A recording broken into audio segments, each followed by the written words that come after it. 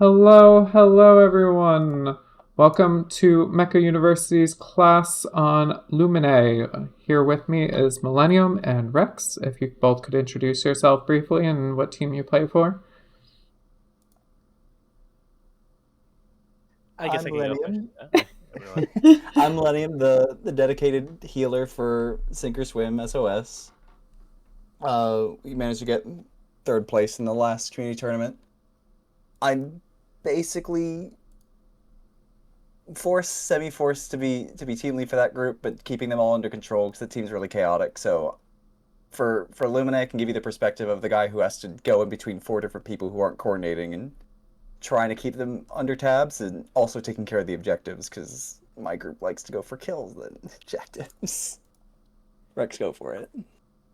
Hello, everybody. My name is Rex, and I play for Team MTX. We are a up-and-coming team. I am my team's one of the two supports that play supports, and not much is known about me yet. I feel like you're making your name on ladder though. People are starting to see your name and be like, "All right, that's a good healer. We can trust him." No, So he's the DPS healer. That is true. That is true. all right. Yeah, stay safe. Generally, how we do this is we first do a very quick run through of the basic abilities. So if you want to go through the drone launcher, the haze diffuser, the jet wings, and the corruption mode briefly and just show what they do, and we'll move on from them as quick as possible. I'll let Millennium do the talking, and I'll follow. Okay. So, base kit, Lumi has drones on both of her hands. They function the exact same way. Each one has a 2-second cooldown, but it will lock out the other for 1 second. So you can fire one, then the other, one, then the other. That's how your general gameplay is going to look. You're going to keep flicking it so you can keep uptime. You can forcefully reload them, even though that they're drone systems. They do have a ammunition system. So if you burn one out, you can cycle the next one pressing R. It's going to be a good habit to have to keep uptime. Your one is your AoE haze diffuser, 10-second uptime, everything within a 72-meter range, because it includes a little bit of hitbox of the body itself, will be healed for about 2% a second. You will want to use this when multiple targets and a few other things in a moment. The 2 is the wings. This is basically your panic button for moving around. If you are running out of energy, you need to get somewhere quickly, something like that, you press this. It is on a long cooldown. It is a get out of jail free card. It is a panic button to get around with a little bit of extra utility, with allies being able to get the energy buff as well if you're nearby them. But it's only 56 meters, so they have to be very much right next to you. Your 3 changes all of your abilities. Your 3 changes you from green to red, as Rex shows, and it shows very visually for everyone, so your opponents will be able to tell as well. Instead of being healing drones, your left and right click are now damage drones. Main difference between them is, unlike the healing drones, which you lock onto an ally and get a guaranteed hit at 320, anywhere under 320 meters, these things shoot a projectile. If the projectile does not hit the target, it does not do damage. Nothing will happen, basically. The accuracy is bad enough to the point where if you fire at a still target and you are moving, the swing of your hands moving in the movement can cause you to miss a still target.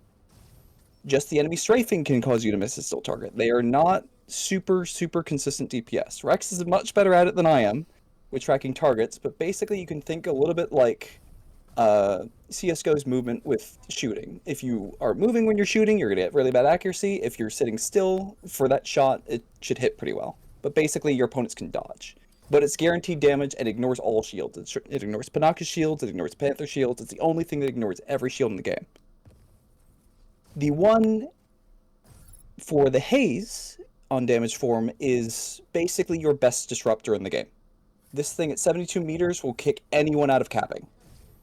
Welcome box, any shields, anything like that, you will stop someone. The single exception is Elysinus here, but we'll get into that later. But basically, you want to use this to choke people out of getting caps, If there is a capture point like a key on Mizra up, you want to make sure that you have both charges up so that, all right, Welkin boxes it. It's your job to disrupt it. Basically, everything around capture points, you want to be close by, not necessarily on top because you're fragile, but you want to be close by to make sure that they don't get it.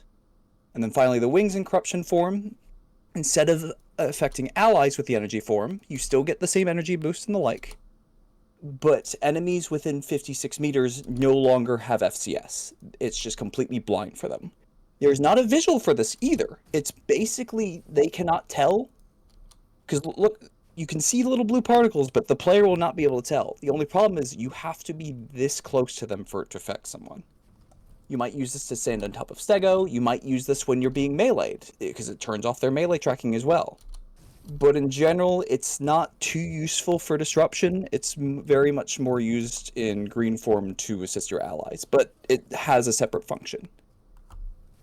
There you go. That's a general overview.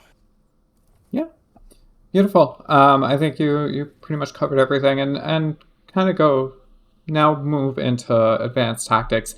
Lumi doesn't necessarily have quote unquote advanced tactics. I think, in my opinion, a lot of it comes down to how you make use of the tools that you have. So I use wings very aggressively for my team, but my team also plays a little more melee heavy than some others, and just the way my team plays. But Lumi, I think, is a lot more dependent on your team and your team's play style than anything else, how you need to play it. So, what are your guys' thoughts on that, though, in general? How you use all these abilities? You're right. Lumi makes sure the enemy team doesn't win rather than your team winning. So, all right, your ally's getting close to dying. You make sure they don't die, denying the enemy. Oh, the enemy's trying to capture something. You make sure they don't get the cap, denying something. Oh, the medic's trying to heal someone. You can technically get in their face so that they can't lock on anymore. It's feasible, but not very functional. But it's very much get in the way of the enemy's objectives rather than assisting your own. You can flag carry decently well with your high mobility, but you're not winning games yourself. You're very much supplementing your team and denying the enemy. I would not recommend this character for elo grinding. We have much better things for that. But if you want to make your enemy miserable, it's pretty good. Yeah. To add on top of Millennium, part of your job is not to only heal, but you are also responsible in doing mitigation of positioning, such as melee coming in, you tag them, and then you go back to healing. That is also part of your job as Luminae. Yeah, absolutely. I think more so than anything, with the way things are right now with Welkin, like just throwing a drone on Welkin, which you can flash off, but throwing a drone on him or getting your damage AoE to stop caps is just essential at this point to making sure that you're able to play Lumi effectively and really help out your team. There's only a couple mechs that interact with Welkin, and Lumi's one of them, and that keeps her in top tier. Yeah. The downside of it, of course, is it puts you in a fairly dangerous spot a lot of the time, so you have to be really on top of your dodging and paying attention to who's focusing you and where they're coming from. Because if you get hit by one Panther Lance and a Aquila Claw, you're dead. So you definitely still have to play very careful in that. The rework on the wings breaking Aquila Claw is definitely an idea. I don't know if that was something that they should have done, but it is a get out of jail free card even more so now. Yeah.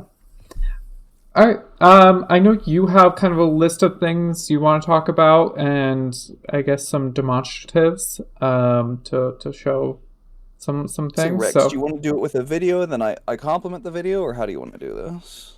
Yeah, let's open up the let's work on the fundamentals first. And me and Millennium have a perfect clip footage to explain a lot of the points that we want to illustrate on Lumi. So let me just swap my video real quick.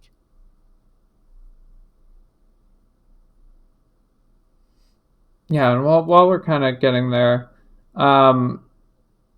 something on your list of things you wanted to talk about, and I see Thelian in our chat is talking about Stellaris, right? I think Lumi is one of the best counters to Stellaris these days with how drones just keeps it from stealthing. And definitely. Stellaris can get on you, 8 seconds of constant reveal does a lot of damage to Stellaris' kit. Yeah. Just because he doesn't have the energy to move around, because that's the reason he's using the stealth. He can't press it again to basically get out of jail free. Yeah, Thelian's not very happy with it. If he goes onto a target and does the pulse, he's stuck in place for about a second. Yeah. So if anyone calls out on your team, if you're playing with comms, that they're tethered, you look at your ally in red, shoot one drone, and then switch to green and heal him up. And then during those 8 seconds, whoever just got hit is going to have 8 full seconds of tracking down that Stellaris and getting his vengeance. And if you keep that up, he's not going anywhere. There's basically nothing you can do about it. You outmaneuver him. You basically DPS check him as well, because without you sticking in place for long enough, he cannot fight you. And you slowly just chip him down, and he has nothing to resist it. His whole objective is never getting hit by you in the first place, and if he can break your line of sight and have a drone expire, he'll live. If he can't do that, he will die. There's nothing Stellaris can do about it. Narukami's stealth is a little bit different, which you will see the visual on Narukami of the drone, so you can track the drone itself, but it won't let you actually lock on to her to kill her. But just being able to keep track of her is often enough for allies paying attention, and if you want to slowly cook her, you can do that, but killing Narukami is a lot harder for you than it is Stellaris. Yeah, for myself, I think I definitely avoid Narukami and trying to put drones on Narukami a lot more unless there's a really just like easy opportunity. Whereas with Stellaris, if my team has that Stellaris going on them anywhere, I will immediately go over and try and get a drone on them. So yeah, if you and Narukami are ever near each other, you're both confused. All right, Rex, you have a video here. Why don't you take it away, talk about it, and show what you want to show. So this video will cover majority of the basics such as movement and how you should be handling when you're getting pressured by melee. So, Madame, are we ready to start rolling the video? Go for it. We can explain it afterwards, or you can explain as you're doing it. You know this clip a bit better than I do. Yeah. So this is a point where Luminae is basically solo going to hold a point, or attempting to harass a point, and this is actually against one of the best listeners in the server, Lee Sin, and it's a pretty rough matchup, and I'll just play it here first. As we can see, Lee Sin here is hurt. You do not want to pop Lee Sin. If you pop Lee Sin, you are immediately dealing with a very nasty, annoying combo in the initial 20 seconds that you might not survive. And here you can see he's going full aggression with the triple slam, and there's not really much you can do if you let him do that. So one of the ways to combat this is you want to stay in the air while maintaining your energy gauge. You do not want to redline. In general, Lumi wants to always be on the ground. Your movement's better, your regen's better, everything's better. But the only thing that can really catch you off guard and punish you for that is melee. So if you see a melee on you, you want to get even height with them. If you can safely get above height with them, you'll be safer for longer. But if you don't, this happens. And at least since the strongest attack is his down slam doing 18k. It's not going to kill you, but if you're low enough, or if Ali's not the only thing on you, it will. Correct. So just stalling around is good. The other one issue with dealing with Ali is Aleseness is allowed to re-armor while taking a cap. The problem with this is the only way to stop him is by damaging his shield.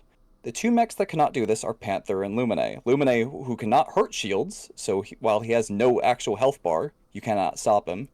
And two, Panther, who just gets auto-parried. There's nothing he can do to the shield that parries.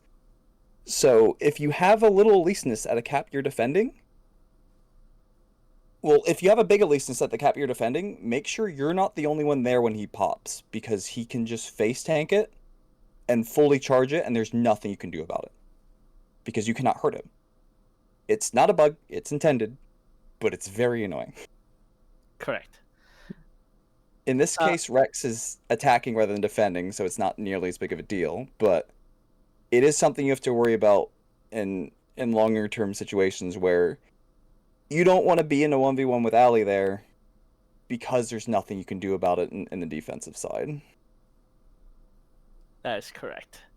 And one of the things that I mean demonstrate here too is that if you manage your movement and energy well, you can always manage to stay on top in the air with leverage of buildings that you could position yourself on and get your boost back. And this way, you essentially have shut down all melee and certain range mechs too, to a degree. So Reks, something I'm noticing here is that I don't. Is this your video or Millennium's? I can't tell. It's Reks. This will be okay. You don't really use the bunny hopping tech. Is that just something you're not used to, or is that kind of a conscious decision on your part? Can you clarify which bunny hopping tech? Is it the out slam or is it the? It's the hitting shift, directional, forward, and spacebar all at the same time, and then down slamming, and then just doing it again. So over. There is a reason you want to minimize doing that, and that one of them is your drone uptime and when you do a bunny hopping with out slam, you lock yourself into only your aura being an effective tool. So yes, there will be cases where you should be doing that. However, if you want to maximize your drones, and in this case in rep mode, and looking for opportunities to peel yourself off them in a 1v1 or a 1v2 even, you're gonna have to rely on technical movement skills. Reks, real quick, do you want to change your video output to be like 30 FPS or something? Because it is lagging pretty hard. Oh, give me a second. Yeah, thank you. So, I mean, I find the bunny hopping tech very useful. I think I use it more than other people. I think using drones is still very viable in doing that. It's a little bit harder to do. I still find it very viable, and you have a much better EN regen for me. The other thing that tech does is it kind of deals with some of the Ali down slamming chaining. At some point in this video, you got down slammed like 3 times in a row, and you were fine because you're Luminae and it's an ally by themselves and they can't kill you. But I find it good for being able to stop that as you kind of use that tech to go past them, and then they can't keep down slamming you like that right there. Correct. So that is a viable tech, but in this instance, I knew it was a 1v1, and I was also prepping for the university, so I wanted to just get hit too, purposely.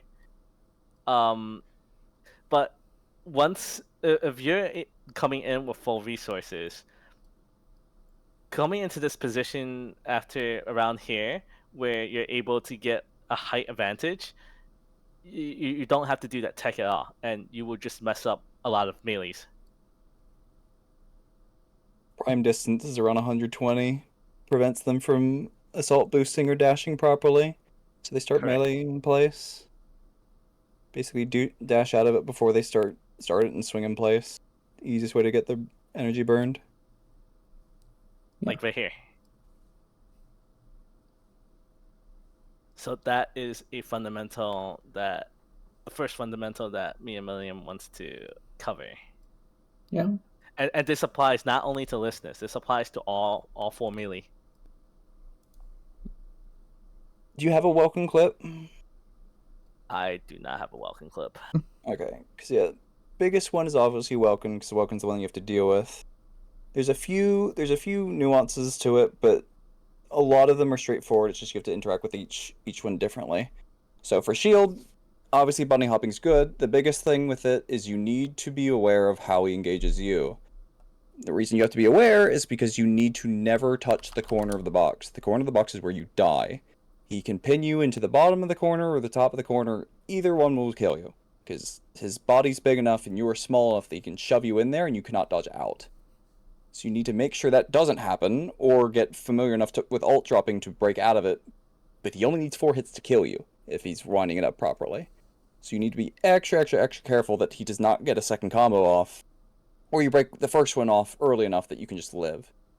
Typically, just spam jumping with wings in the air is enough for him to completely lose FCS and he can't do anything, but the main thing is just don't get in the corner, because that's what he's looking for. Speaking of wings, we have a demonstration on wings and aura. Yeah. I'll always make sure wings and... or basically press all your oxes, just stay in green if you get boxed. His flashbang breaks your entire kit, basically, except for, well, I guess it only really affects the drones at this point. Yeah. So, flashbang shuts off drones that you have on enemies and drones you have on allies. A Welkin who sees someone whose drone should be flashing them off if they're a primary target. The same thing with his box. The box denies you from interacting with anything on the inside if it's an enemy one. You cannot drone in. The most that you can do is use your auras to get close enough to hit your allies to help them move around. But you cannot drone into it. An allied box, though, is a new change for this test, that you can drone into it, but only an allied one.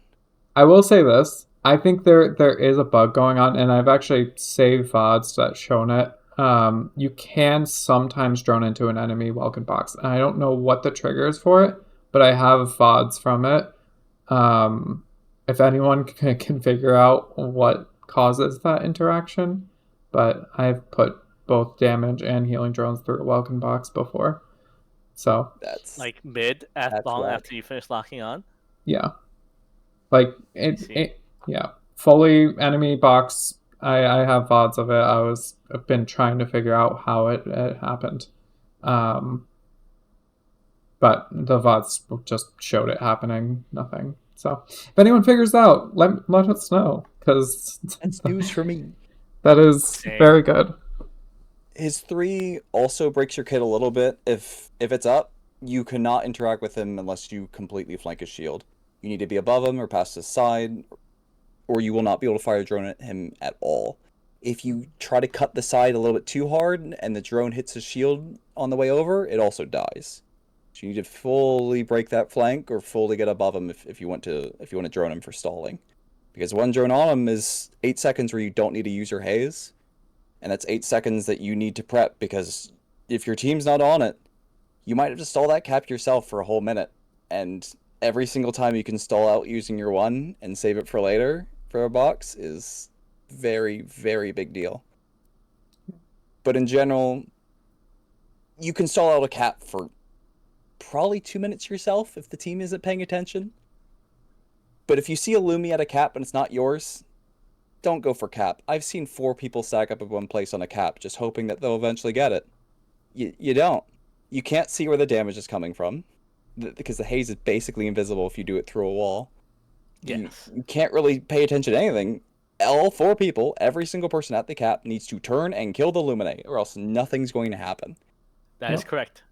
But as soon as that Lumi's dead, it's free. It's completely free. But if you don't, you'll be sitting there, clueless.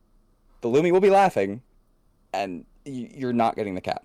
So if you see the Lumi dies. Like, more than like trying to kill, oh, the heavy's low and the Lumi's there. That's a bit different. At a cap, the Lumi dies or you're not getting the cap, period. It's a lot of people just don't understand that. Yeah. I mean, even you look back from last beta at the Invitational ORCA versus Extra Turn with our kind of comeback on Misra. Something that only got caught in the team stream was, as Lumi, I solo held the side point and the mid point for a little bit while we sent all 5 to the third point to get the triple cap, and during that, like, their Lumi showed up, their Sky Raider showed up, someone else showed up, and like they were just trying to cap while I was just sitting there stopping them. They weren't trying to deal with me. They were just trying to like rush that cap in. through normal means, and you can't do that against Lumi. She will hold that point for a long time if she's not dead. So, do you have, Rex? Do you have anything for Panther or Aquila, or no? I do have Aquila, because that's one of the Okay. more important things. You can throw the Aquila one in. So for Aquila, it's very important to understand your covers and utilizing your teammates' lock. And this is one of a really good game to demonstrate how to do just that. So with a proper team and you have anchors, such as Tricera, you ideally, if you need to move out to open, you need to be next to a Tricera or a teammate so that multi-lock or just the beams in general don't hit you. When you get hit, it's very penalizing.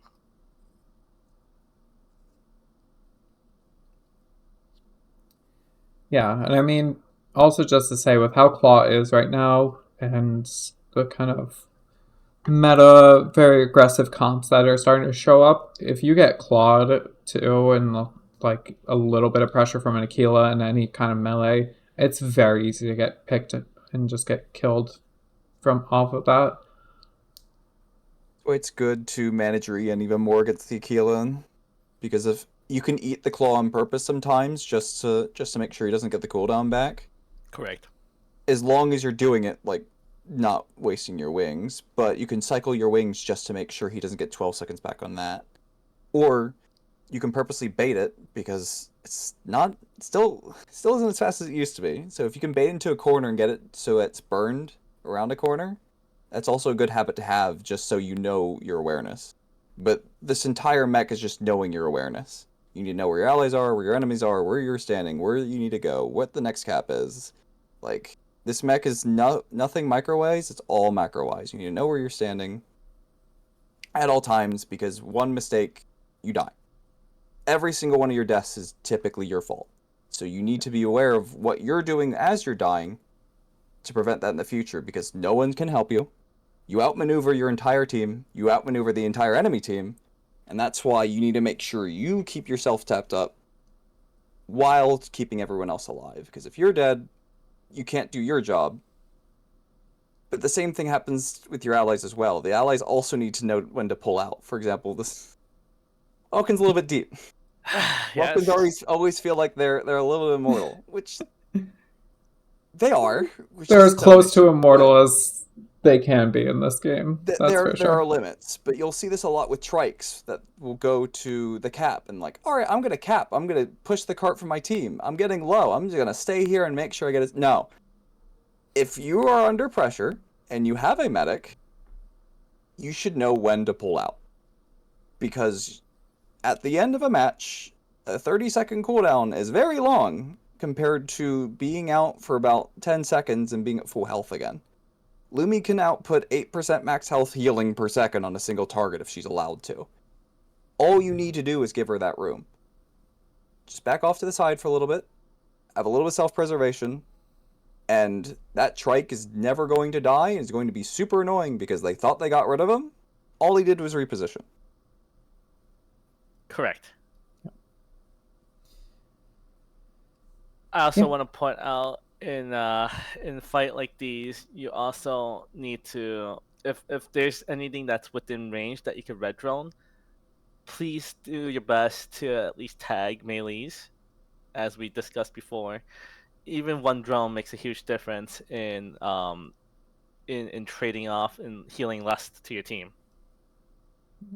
That one drone can cause you to save an entire magazine of green drones.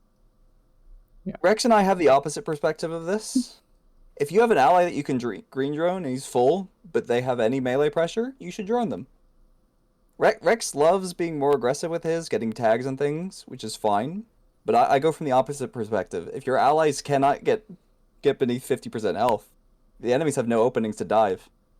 So you'll see me constantly have drone on you, drone on you, drone on you. All right, are we good? Reload, drone on you, drone on you, drone. Like, basically prepping anyone who's going in against anything penetrating. All right, there's an Aquila. We already droned the heavies because they're going to get shot. There's a Stellaris. All right, I'm droning my Aquila and I'm droning my Falcon just in case they get dived. You only need one, but just being able to do that and giving them an extra 5% health if they got hit is extra annoying because they're already recovering the damage being done. But that's the difference in how Lumies play. Reks loves getting in there and getting the damage in. You'll often see Reks at 200k damage. I like bigger healing numbers, so we each have our own to play, and you'll have to figure that out as a player as well. Because as long as the damage is effective, it's useful. But if your teammates are dead, it ain't good. But Reks is more interested in making sure that the enemy dies, so he has to heal less than than farming healing like I am. Yeah, but, I think healing is an important aspect too, and both side is very, very hard to learn, and it comes with experience in playing Lumi, so don't get discouraged, and we highly recommend playing as many matches as you can to get those when to pre-heal and when to drone. Yeah, it's very much on the advanced side, switching to red or pre-healing. It's just knowing the circumstance. Just by playing this mech, you'll slowly learn the circumstance of the match better. You'll see how things are moving, where you need to be. It matches what Millenium says too. I want to point that out. Yeah, you're basically pre-droning everything, because just because they're at full health doesn't mean they're not about to take damage. Yeah. Having awareness on... Rex's HUD is kind of covering it right now, but when you play a medic class, the health bars of your allies get marked with drone counters when they have them. This doesn't apply for other mechs, you cannot always tell, especially if you've never played one, but you can see the counter on who has what. You can check, alright, if they went from 2 to 0, that might mean a Welkin's on them. If they have one on them, it might be a trike drone. If they have... Godforsaken. If you have a Panaka on your team, and you're playing Lumi, you can tell who has them. So you can be a little bit aware of what the circumstance is just by watching that as well. But you can also keep track of, like, alright, who is properly being recovered and who isn't? Who is getting enough pressure on them, who isn't? With the drone counters. Yeah. Obviously, it's going to take a while to learn how to manage this. Like, I do want to preface to people, I think Lumi takes a little bit longer to get to a base level of proficiency than others. Or at least to the point where your teammates aren't going to flame you. So if you get flamed a little bit, don't be discouraged. That's healer life in general, but Lumi definitely needs a certain level of skill before you kind of get really competent at it. So I would like to jokingly add, even if you're good, someone's still gonna flame you. Yeah, that's medic life. Yeah. You can't carry the match. You can only go as far as you can. The stuff that you do does not seem effective. Stalling a cap doesn't seem very valuable until you look later on, like, wait a minute, why didn't they caps? No one really pays attention to who's stalling caps. Yeah, so let's talk some maps here really quickly. Mostly the capture maps. Things like the observatory maps. I have Misra. You have, your Sinkhole, your Poseidon Armory. And you kind of showed it with holding a side point, but just in general, Lumi can be very good for running to side points very quickly, just because your movement speed is so insanely fast. But also on something like I have Misra, where you capture and you got to bring the point, or the new moon map, Lumi can actually be a very effective capper as long as you can safely cap. My general thought on it is, like, Lumi puts herself in a very dangerous spot to stand still. So under any kind of pressure, be careful, but I still like to go for those caps as often as possible, and especially on, like, the side point type maps, where you can just outspeed people to those points sometimes. What are you guys' thoughts on those maps in general? Speaking on the sitting still thing, this is just a good general rule as long as you're not playing a heavy. When you're on a cap, your WASD don't turn off. You can keep moving and stay in cap. I have dodged sniper bullets just pacing back and forth on a capture point and getting it. Just not being still is enough to mess with some people. Just moving around a circle, just moving like, alright, my trike's here. I'm going to rotate this way just to make sure the fire as they're coming in cycles away around me. Just while you're on a capture point, just being on the move while staying in range is very valuable because you're less predictable. Because a lot of the times they'll be shooting from so far away that they cannot get a lock. Because if you're capping, you probably alone for like the next 200 meters. Otherwise, you have a tank next to you who should be taunting. But like, just not sitting still is enough to mess with some people because they do have to get that shot outside of FCS a lot of the times. Yeah. Also talking about FCS, and I know this is something you want to talk about too, or at least had on your last list, is about going out of bounds, right? We've kind of talked over the melee matchups, but another really useful tool is that going out of bounds, because if a melee's chasing you, they're going to lose their targeting. If you have even a flyer chasing you, they'll lose their targeting. Because they're going to generally go in there with you a lot of the times. But yeah, I think that's a very effective tool as well to kind of keep yourself alive in a lot of situations. Obviously, not relevant to every map. Any area that's FCS disrupted, either through Stego smoke, through Skyraider drones. I don't think Welkin smoke really does it anymore. But any way that's like all messed up with FCS is a safe space for you, because all you're going to be doing there is healing yourself. So if you need to heal yourself, might as well make it so that no one can lock on. You don't need to lock on to heal yourself. All you need to do is just keep clicking. It's something that's slightly helpful in the storms, but more so like, all right, I'm under pressure. I need to break lock. I'm going to go into the rocks as well. Like, you're going to get your energy back, which is not super important because it'll be back really quick anyway. But like, all right, I'm in a slightly safe space here. I can't get locked on to from long range. Because if you're running, you're probably made distance, but it's harder for them to match up to you, get the long distance shots without FCS.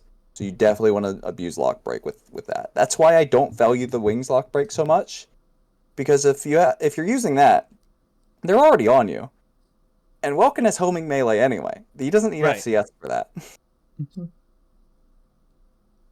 Yeah. For me, for the FCS lock, I have a slightly different take. It's only effective in a very handful of strikers. One of them is prominently Stego.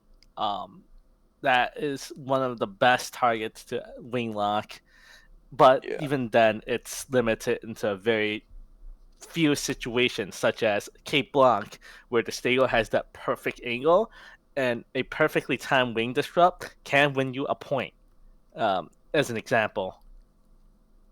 And that would do it. You can lock Panaka out of putting all her healing on one target, because Panaka needs to move a lot more and burn a lot of energy to break that. And Tether requires a lock for it to still function, so if you break that off, you can lock her out of another half of her healing. Yep. All right. One of the questions we frequently get here is, what's your ideal duo partner for a Lumi? Is it just getting an ultra heavy with a big pool of health that you can make sure to heal, or is it getting someone that you can ensure is healed up, like something like an Aquila that usually does not get as much healing and needs that support to really carry? What's your opinions on, if someone's out there duo queuing, who they should play with? A bruiser such as Inferno or Welkin. It's always Welkin. It's always Welkin. You can abuse so much stuff with Welkin. Welkin has infinite number of shields, only so much health. You make sure he has infinite both. You stall out the cap for the Welkin go gets the other one, then he comes to you and he gets yours. It's just like, having the trike there lets you cap, but why have you cap when the Welkin can do everything? Mm-hmm. It's just really unfair. Oh, you're getting shot by the Aquila? Welkin box. Yep. Like, everything. Welkin just does too much. So point being, duo with a good Welkin. Can cover you, but it's only up so often, and he's also puts himself in a vulnerable spot for capping. Inferno can really use the health, because just like Welkin, he has infinite shields. He can block all the damage, but he's still going to get chipped through eventually. But Inferno also cannot cap He cannot cover you.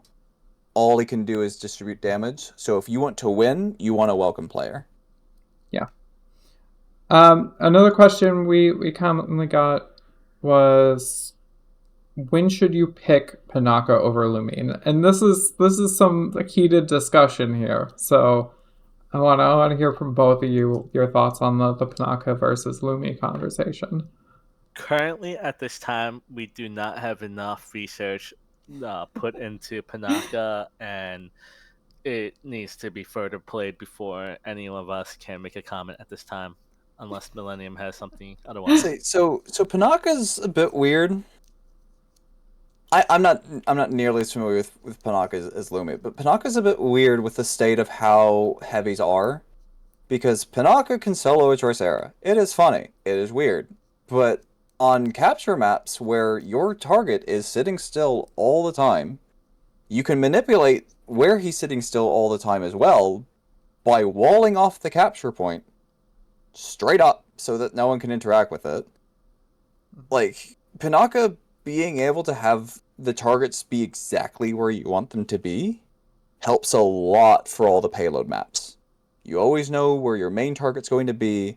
Everyone on your team knows where you should be for that reason. And your whole kit manipulates that area really well. So I think for that reason, Panaka is very good on the capture maps. Problem is no one likes to play heavies. Nope. So just because you like that does not mean your team will capitulate. So the more spread out your team is, the more valuable Lumi is. So if you have less than 3 heavies, I don't think Panaka is worthwhile over Lumi. Not for the healing, just for the utility and for reaching around that Panaka loses compared to Lumi. Yeah. And I mean, we have been seeing some early comps that do make use of Panaka through using Hurricane, Stego, Tri all together, and then relying off that. And so Lumi doesn't really fit into that as much because she just doesn't have the same level of healing that Panaka does right now, at least on a single target. But to that point, what are your thoughts on the current state of Lumi? Do you think it needs any buffs, any nerfs? Is there anything you'd like to see changed from the perspective of her kit? She's perfectly fine the way she is, and currently the only issue is just how easy Lumi dies, but that is just reliant on your 5 other teammates and doing the correct jobs, and that's it. So in the current game state, I think Lumi's generally fine where she is, but in like a larger perspective, I want average damage of the game going down. I want defensive utility in this game going down, and that would include Lumi drones. Mm-hmm. I'd rather, at the current state of the game, have the game slowed down, because I'm worried in order to keep up with all the current setup, everything that's coming out is going to have to be faster and stronger. And I'm worried about the future of the game state just off of that. But if that doesn't happen, Lumi just needs to stay the same. Her damage is decent, it has to hit. Her healing is entirely dependent on the health bars of her team, because it's percentage-based. If the teams get lighter, her healing gets less. But her reach still stays the same. If people start playing more and further away, Lumi has to put in more effort to keep up, because she's limited distance-wise. But that's just a limitation that she has. It's kind of... Panaka has the same kind of issue. Mostly because her mobility's worse, but the reach also isn't that far. So in that sense, I think she's fine. It might need something changed if Welkin gets nerfed, even though they said they're not. If stalling gets harder and harder and more annoying, but Lumi can still do it so well, I would not be surprised if there's a change in that sense, but I do not know what the change that would be. Because of the way she works, she kind of can't be changed unless it's like a full rework, and I don't see how that would play out. Any part of touch of the aspect other than adjusting the healing numbers will basically render Lumi an unusable support. Yeah. It's hard to make changes without ruining her. That's why I'm thinking more in a larger game sense. I'd like her healing to be lower, but only if everything else is slowed down as well. because I'm thinking things are too fast. Yeah, I mean, Especially to with that point helicopters. about speed, right? We have kind of a one change that was made, right? Was that Lumi swings went from 24 seconds to a 30-second cooldown, right? Have you been feeling that EN loss from that No, perspective? none. Not really. I still like to cancel my wings early, so it's still close to what it was before. The only thing I've noticed is that I feel like she goes way, way faster than she used to with wings active. I don't know if that's an actual stat change, but Yes, they mentioned in the Yeah. actual text in Chinese the agility on the shoot during wings has been greatly increased. I say Yeah. that checks out because like you are flying now, and it's crazy how fast that you go. So like I don't mind them ramping up the ability and making the cooldown higher to match, but it also kind of like reinforces what I was talking about earlier. I'm worried things are going too fast, literally and figuratively, because Currently, if it's hard any to kill. changes to wings will make certain matchup with Lumi a living hell, and we already are seeing that in the higher level of ranking. Yeah. And just to know about the increased movement speed, right?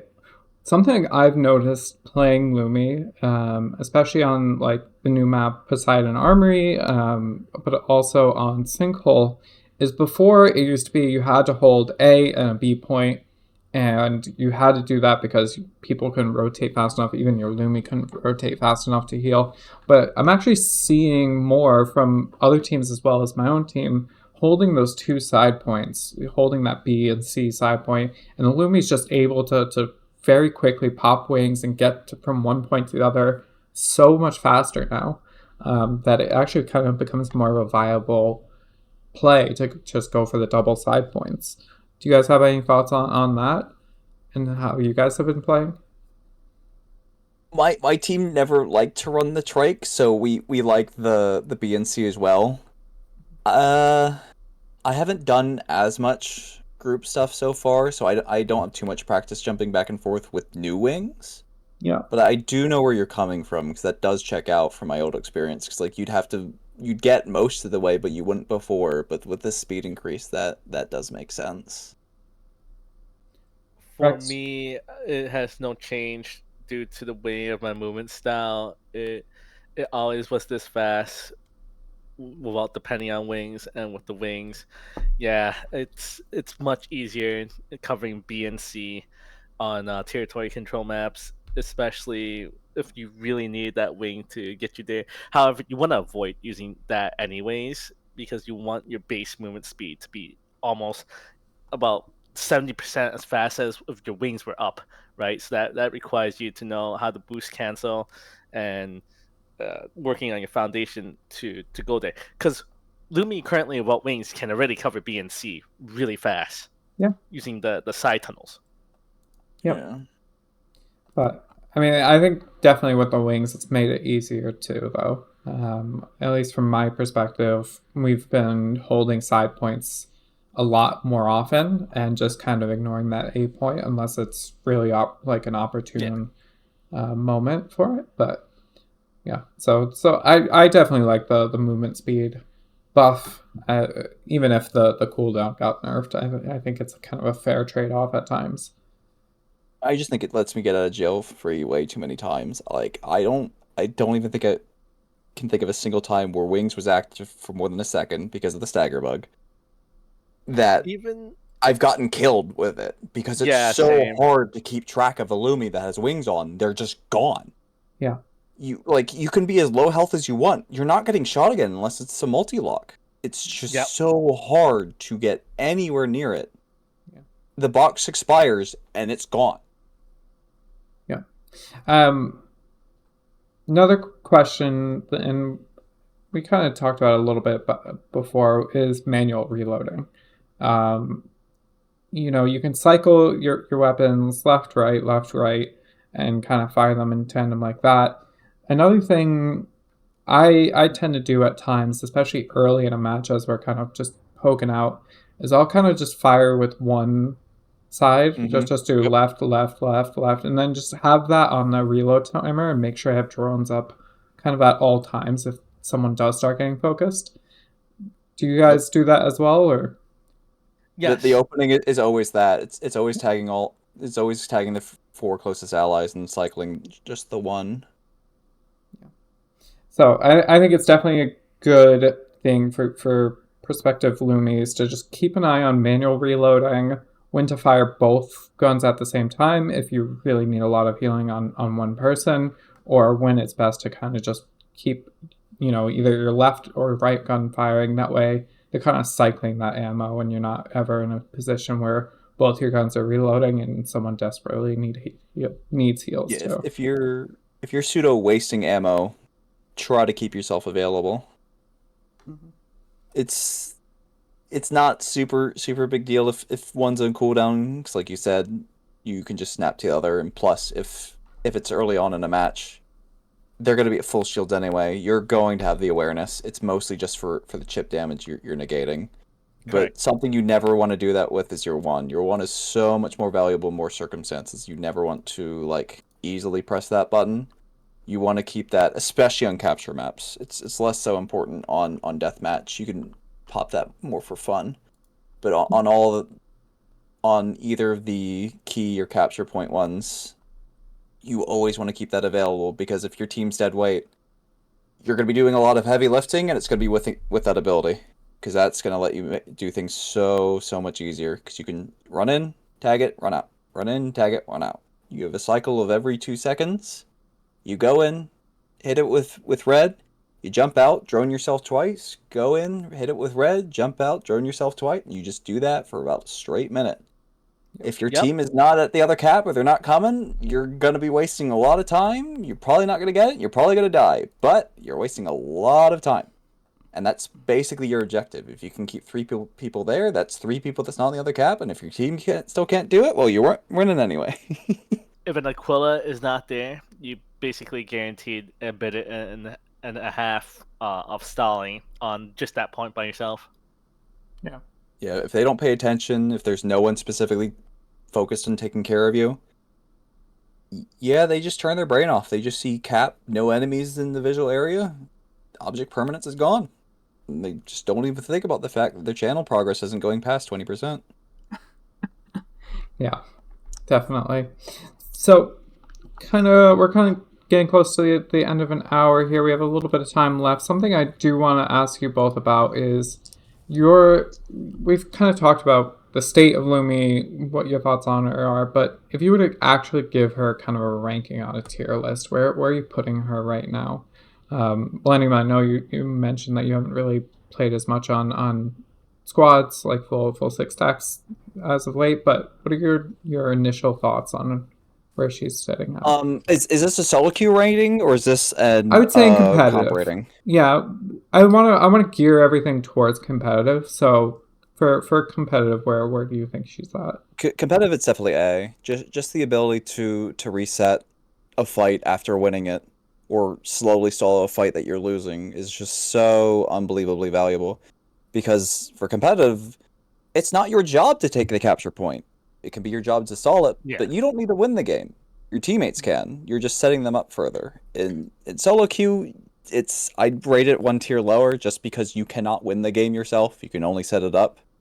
But in A, or in comp, I'd put it as A, because you are the one doing all the setup. They do the finishing.